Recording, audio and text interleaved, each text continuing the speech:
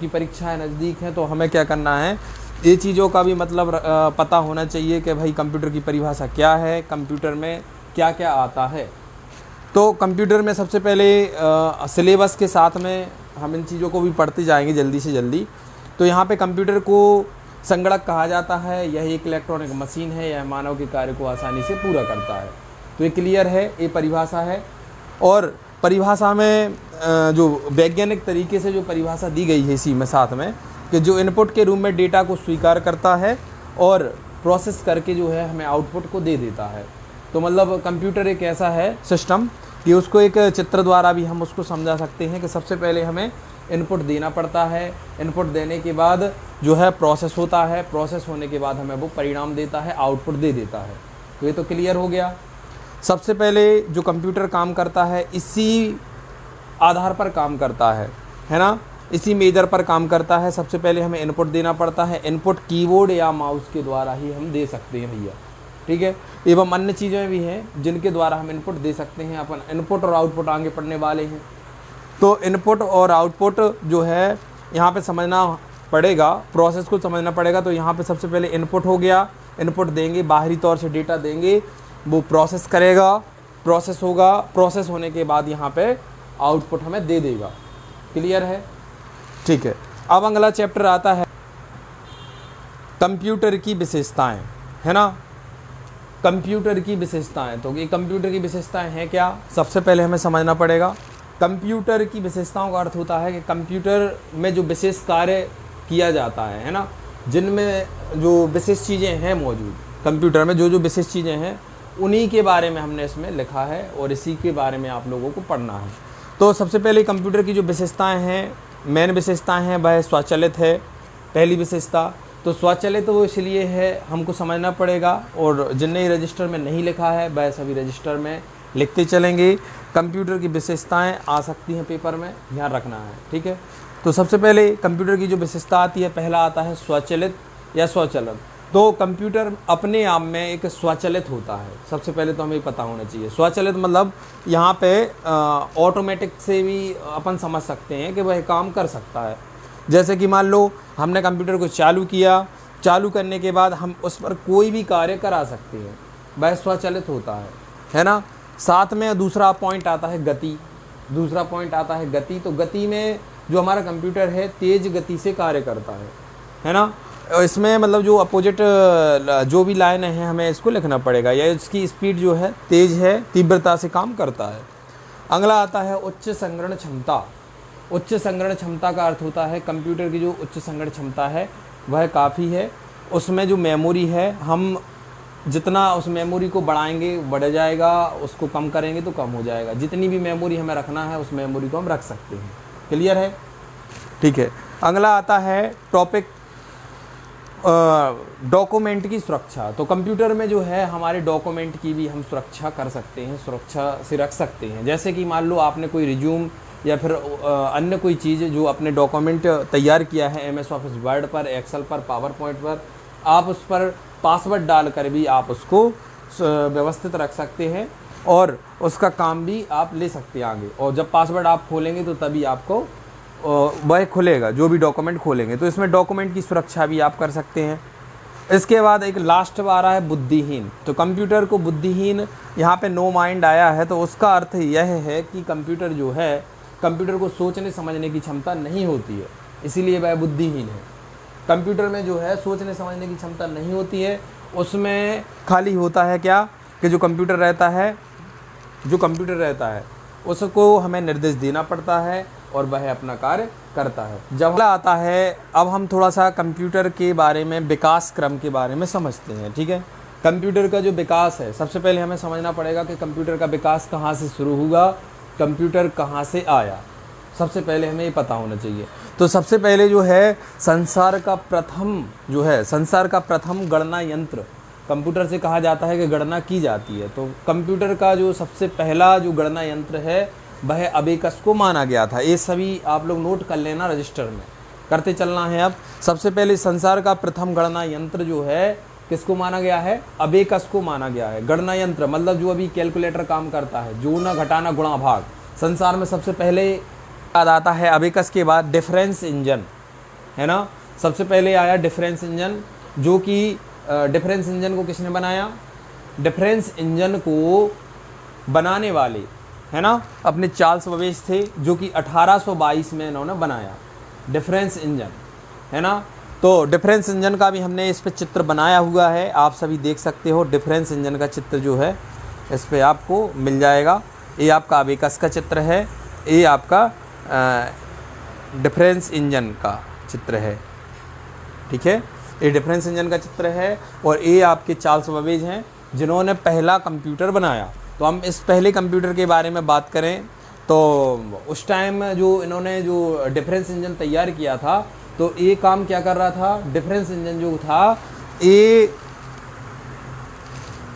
अभी के कंप्यूटरों जैसा, जैसे कि मान लो अभी जो आपके आधुनिक या फिर जो भविष्य में जो कंप्यूटर हैं, जैसे मान लो वो क्या है, इनपुट देते हैं, प्रोसेस करता है और आउटपुट देता है। लेकिन जो डिफरेंस इंजन था वह जो है इनपुट तो उसमें करा रहे थे, लेकिन प्रोसेस हो रहा था, लेकिन आउटपुट नहीं दे रहा था।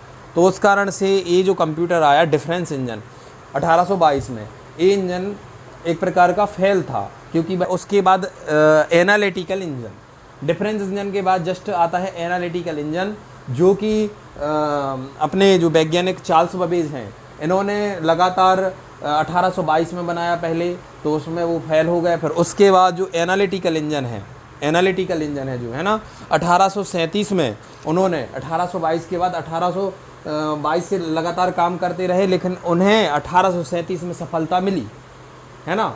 1837 में उन्हें सफलता मिली, जिसके बाद उन्होंने एक एनालिटिकल इंजन बनाया। और एनालिटिकल इंजन बनाने के बाद इसमें जो है वही इनपुट दे रहे थे बाहरी तौर से, और इनपुट देने के बाद उसमें जो है प्रोसेस हो रहा था, प्रोसेस होने के बाद जो है वह आउटपुट हमें दे रहा था। फिर इसमें जो है यहाँ पे इसके बाद है ना 1837 के बाद और भी वैज्ञानिक हुए जो कि एने कंप्यूटर बनाया। बहुत सारे ऐसे कंप्यूटर हैं जो 1837 के बाद आते गए। बस हमें सन याद रखना है कि 1822 में शुरू हुआ। 1822 के पहले भारत में गणना यंत्र कौन सा माना जाता था? अबेकस, ध्यान रखना है। उसके बाद 1837 के बाद लगातार कंप्यूटर आते रहे, उसमें कुछ ना कुछ सुधार होता गया। और देखने के लिए एनालिटिक, यहाँ पे समझने के लिए जो कंप्यूटर की पीढ़ियाँ हैं, जो जनरेशन है, तो हमें देखना पड़ेगा 1822 से शुरुआत हुई। 1822 के बाद है ना, 1822 के बाद और भी कंप्यूटर बनाए गए जिनके नाम बहुत सारे हैं। लेकिन उसके बाद जो कंप्यूटर प्रचलित में आया है ना, और प्रचलित के साथ में जो संसार भर में चलाया, प्रथम पीढ़ी में आता है। प्रथम पीढ़ी में कंप्यूटर की जनरेशन जो पीढ़ियां हैं 100% रहता है कि पीढ़ियां पूछते ही हैं फंडामेंटल में, है ना। जो आपका पेपर होने वाला है उसमें आपकी पीढ़ियां 100% है कि पूछेंगे ही। तो हमें ध्यान रखना है, सबसे पहली प्रथम पीढ़ी है 1940 से 1956 तक। कौन सी? Vacuum tube. 1956 से द्वितीय पीढ़ी, 1956 से 1964 तक कौन सी? ट्रांजिस्टर, ठीक है। और तृतीय पीढ़ी में आ जाते हैं 1964 से 1970 कौन सी? आईसी, इंटीग्रेटेड सर्किट नाम से जो आया, है ना। उसके बाद आता है अगला चतुर्थ पीढ़ी में, तो 1970 से 1985, है ना, VLSI, very large scale integration, है ना, इसका पूरा नाम था, ठीक है। इसके बाद आती है आपकी पंचम पीढ़ी। पंचम पीढ़ी जो है 1985 से अब तक जो चल रहे हैं, जितने भी कंप्यूटर चल रहे हैं 1985 से अभी तक, है ना। इसको भी इनने दे दिया ULSI, है ना। तो यहाँ पे ULSI का अल्ट्रा लार्ज स्केल इंटीग्रेशन जो है उसका पूरा नाम है। अपन को ये पीढ़ियाँ याद रखनी पड़ेंगी, और याद रखेंगे तो हमें क्या होगा, वहाँ पे पेपर में हम उसको लिख सकते हैं। पीढ़ियों के क्वेश्चन आते ही हैं, ठीक है। तो इसके पहले अब बात करें, जैसे हम बात करते हैं, तो यहाँ पे एक हमने पीढ़ियों को याद करने के लिए कि 1946 से 1956, 1956 से 1964, 1964 से 1970, 1970 से 85 और 85 तक, ठीक है। तो इसके लिए हमने एक जो है आपको एक शॉर्टकट रास्ता दिया है यहाँ पे पीढ़ियों को याद करने के लिए। तो सबसे पहले 1946 में सबसे पहले कंप्यूटर आया, 1956 तक चला, 1956 में आया, 64 में आया, 70 में आया और 85 में, तो हमें ये नंबर याद कर लेना है, रजिस्टर में लिख लेना है 46 56 64 70 85। 46 56 64 70 85 ये नंबर याद रख लेना है, ताकि आप लोगों को इसकी पीढ़ियाँ याद हो जाएंगी। और इनके जो नाम हैं, जो कंप्यूटर जौन से सन में आया है उनके भी नॉर्मल से नाम हैं, vacuum tube, transistor, IC integrated circuit, VLSI और ULSI। तो और अभी तक के जो कंप्यूटर हैं, तो हमें क्या करना है, सबसे पहले पीढ़ियों का ये शॉर्टकट जो है आप लोगों को याद रखना है ना। तो यहाँ पे 46 56 64 70 85 इसको याद रख लेना है, तो पीढ़ियाँ आपको याद हो जाएंगी। ठीक है, ये बिल्कुल सीरियल से हैं सभी। और आप DCA PGDCA वाले ध्यान दें, सभी लोग इसी को आप लोगों को याद कर लेना है, ताकि पीढ़ियाँ आएंगी। और एक और ध्यान रखो, इसमें अगर मान लो वहाँ क्वेश्चन आया कि पीढ़ियों के बारे में समझाइए, वो पूछेंगे कि द्वितीय पीढ़ी के बारे में समझाइए। ट्रांजिस्टर है या आईसी इंटीग्रेटेड सर्किट है, VLSI हैं, तो इनके सब्जेक्ट अलग अलग ट्यूब हैं, कोई ट्रांजिस्टर है तो कोई अलग है, तो सभी के काम अलग अलग हैं, ध्यान रखना है। इनको चित्र द्वारा तो नहीं समझा पाए हम आप लोगों को। तो इनके आने से क्या हुआ कि कंप्यूटर में और भी बदलाव हुआ, है ना, और हर क्षेत्र में भी बदलाव हुआ।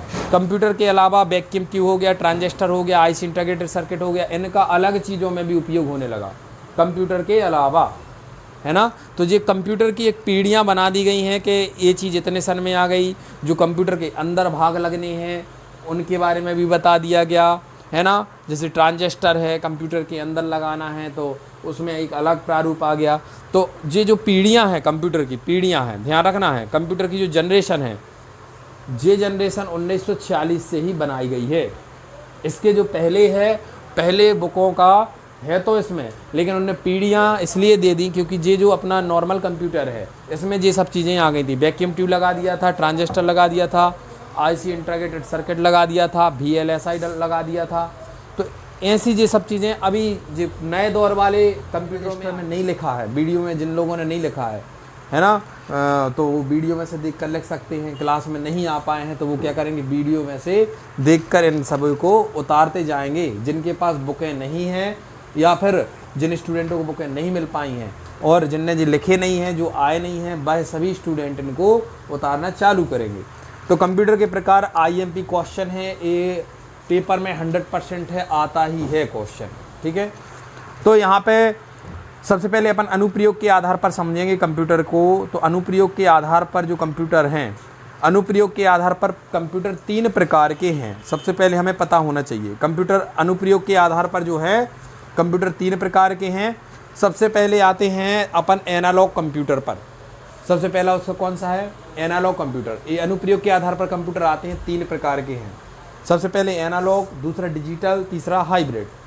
3 कंप्यूटर हैं, एनालॉग, डिजिटल और हाइब्रिड। इन कंप्यूटरों से क्या क्या होता है और क्या हो रहा है। तो अब एनालॉग कंप्यूटर में हमने जो देखा है, ये कंप्यूटर है, इसका नाम तो है लेकिन है प्रकार ही उसका।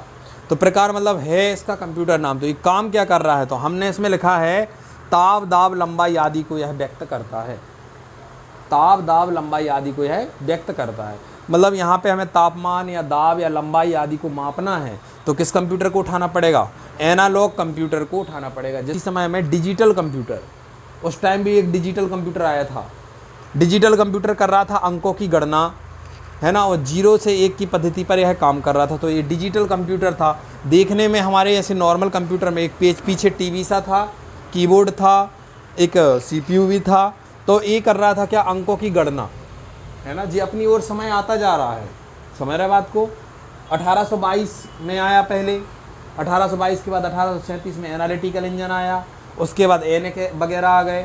फिर जो अपन ने पीढ़ियाँ वगैरह पढ़ी, पीढ़ियाँ में जो पढ़े जो ट्रांजिस्टर वगैरह है, वैक्यूम ट्यूब वगैरह है, VLSI है, उसके बाद वो आए।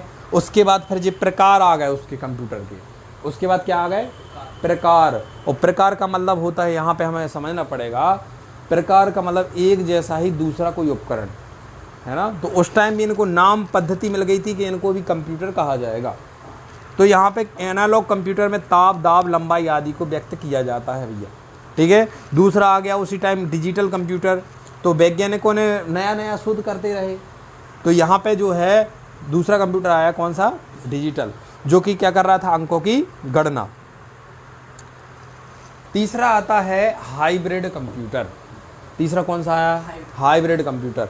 हाइब्रिड कंप्यूटर जो आया उसमें एनालॉग और डिजिटल दोनों के गुण मौजूद थे। मतलब जो एनालॉग काम कर रहा था कंप्यूटर, मतलब क्या कर रहा था, ताप दाब लंबाई आदि को व्यक्त कर रहा था, और जो डिजिटल कंप्यूटर कर रहा था क्या कर रहा था काम, डिजिटल अंकों की गणना। तो ये दोनों कंप्यूटरों का काम कौन कर रहा था? Hybrid computer. कौन सा कंप्यूटर काम कर रहा था? कारों के बारे में बताइए। और उधर मन से भी बनाकर नहीं लिख सकते हैं। अगर हम मन से बना के लिखेंगे तो नंबर नहीं मिलेंगे, एक बात ध्यान रखना, और पास भी नहीं होगे, क्योंकि जांचने वाला कॉपी क्या है, वो भी होशियार बैठा हुआ है। तो आप अगर मन से लिखोगे तो नंबर नहीं मिलेंगे, ध्यान रखना है। अगर हमें लिखना है तो मेन परिभाषा को लिखना पड़ेगा। तो है आकार के आधार पर जो कंप्यूटर है, अभी अपन ने पढ़े अनुप्रयोग के आधार पर कितने कंप्यूटर पर थे? 3 कंप्यूटर थे। कौन कौन से? एनालॉग, डिजिटल, हाइब्रिड, 3 कंप्यूटर थे। इसके बाद अब आते हैं अपन आकार के आधार पर कंप्यूटर। आकार के आधार पर कंप्यूटर कितने प्रकार के हैं? 5 प्रकार के हैं, है ना। तो पांचों के अपन को नाम याद रखना है, उसको समझना है। तो यहाँ पे सबसे पहले आते हैं अपन, सबसे पहला आता है माइक्रो कंप्यूटर, जो देखने में हमें अभी इन्हीं कंप्यूटरों जैसा लग रहा है, लेकिन उसमें जो है मॉनिटर जैसा पीछे एक टीवी जैसा, जो पुराने ज़माने में टीवी आई थी उस जैसा पीछे तक रहता था, और उसका चित्र भी हमने यहाँ पे डाला है, जो कि नेट से निकाल कर ये सभी पुरानी चीज़ें जो थी उसी को हमने यहाँ पे प्रविष्ट किया है। तो यहाँ पे पहला आता है माइक्रो कंप्यूटर, आकार के आधार पर अभी है ना। तो माइक्रो कंप्यूटर में क्या हो रहा था? तो माइक्रो कंप्यूटर में एक माइक्रो प्रोसेसर लगा हुआ था, और साथ में एक बार में एक ही व्यक्ति बैठकर काम कर सकता था, एक बार में एक ही व्यक्ति, है ना। और इस कंप्यूटर का उपयोग जो है घर का बजट वगैरह तैयार करने के लिए किया जाता था। इतना आप लोगों को, अब वहाँ पर अगर क्वेश्चन आ जाता है कि माइक्रो कंप्यूटर के बारे में समझाइए, तो इतना तो आप लोगों को याद रखने के लिए ही ये लिखवाया गया है, और ये आप लोगों को लिख लेना है रजिस्टर में, है ना। कि मतलब माइक्रो कंप्यूटर जो है, माइक्रो कंप्यूटर में एक माइक्रो प्रोसेसर लगा हुआ था, इसमें एक बार में एक व्यक्ति बैठकर काम कर सकता था, और इसका उपयोग जो है घर का बजट बनाने के लिए ही किया जाता था। ये अकेला आप लोगों को क्या करना है? इतना ही लिखना है, क्लियर है। लेकिन वहाँ परीक्षा में आप लोगों को इसको बहुत सारा लिखना पड़ेगा। अभी आप लोग रजिस्टर में इतना उतार लेंगे ताकि आप लोगों को उसको याद रहे। दूसरा वर्क स्टेशन कंप्यूटर। तो वर्क स्टेशन कंप्यूटर क्या काम कर रहा था? तो वर्क स्टेशन कंप्यूटर जो है आकार में माइक्रो कंप्यूटर के जैसा ही होता है, आकार में उतना बड़ा उतना छोटा सभी एक सा रहेगा, मतलब ऐसा रहेगा। जो देखने के लिए इसका चित्र भी बनाया गया है, सेम है, आकार में माइक्रो कंप्यूटर के जैसा है, लेकिन माइक्रो कंप्यूटर से शक्तिशाली कंप्यूटर है। कौन सा शक्तिशाली है? Work station computer. मतलब माइक्रो कंप्यूटर से भी शक्तिशाली कंप्यूटर कौन सा है? तो ये आपको पॉइंट याद रखना है, फिर उसके बाद अंदर और भी आप लोग वहाँ पे लिख सकते हैं। अगला उसके बाद आता है, तीसरा कंप्यूटर आता है मिनी कंप्यूटर। मिनी कंप्यूटर में होता क्या है? मिनी आकार में सबसे छोटा होता है और इसकी कीमत भी कम होती है, इसीलिए इसका नाम मिनी कंप्यूटर है। बहुत छोटा कंप्यूटर है, इन कंप्यूटरों से बहुत छोटा है। तो तीसरा कंप्यूटर ये हो गया अपना मेन फ्रेम कंप्यूटर। अगला कौन सा आता है? Main frame computer. Main frame computer में क्या करना है, समझना पड़ेगा हमको। मेन फ्रेम कंप्यूटर में बहुत सारे माइक्रो प्रोसेसर लगे होते हैं, है ना, और आकार में ये बहुत बड़े होते हैं, और ये इतने बड़े होते हैं कि एक बार में सैकड़ों व्यक्ति बैठकर इस पर काम कर सकता है। और साथ में बिजली बिल, इसमें बड़ी बड़ी कंपनियों के बिल वगैरह भुगतान करने के लिए जो बिल बनाए जाते हैं, और भी काम का पूरा ब्यौरा रखने के लिए जो है मेन फ्रेम कंप्यूटर उस टाइम आया था, है ना, मेन फ्रेम कंप्यूटर। तो मेन फ्रेम काम क्या कर रहा था, ये हमको समझ में आ गया, क्लियर हो गया, मेन फ्रेम कंप्यूटर। इसके बाद अगला आता है सुपर कंप्यूटर। अगला क्या आता है? सुपर कंप्यूटर, जो कि क्या कर रहा था काम, इसका भी देख लो, ये 5वां है। तो मेन फ्रेम कंप्यूटर से भी शक्तिशाली था ये, और इसकी कीमत कैसी थी? अरबों रुपए थी इसकी। और यह कंप्यूटर जो है मौसम का पूर्वानुमान लगाने के लिए इस कंप्यूटर का उपयोग किया जाता था, मौसम का पूर्वानुमान लगाने।